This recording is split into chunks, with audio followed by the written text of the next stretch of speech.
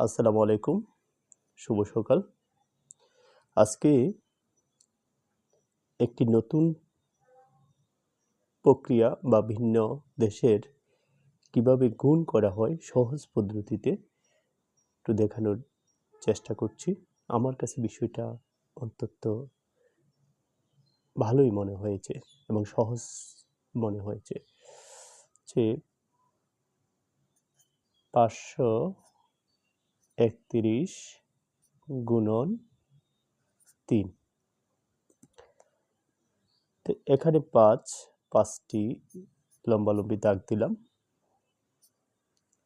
এখানে হচ্ছে 3, আরও 3টি দিলাম, এখানে হচ্ছে 1টি দিলাম। আর এখন হচ্ছে গুণ 3, তো 3টি পাশাপাশি দিবেন, 1 2 3। তো এই 3টি যখন পাশাপাশি দিবেন, দেওয়ার পরে তারপরে আপনি এখানে হলো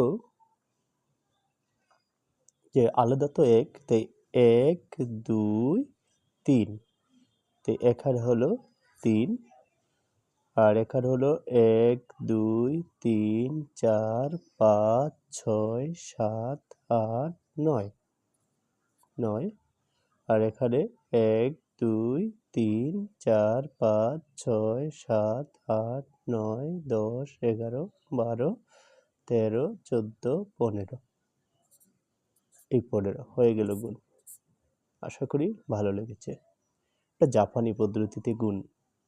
ধন্যবাদ।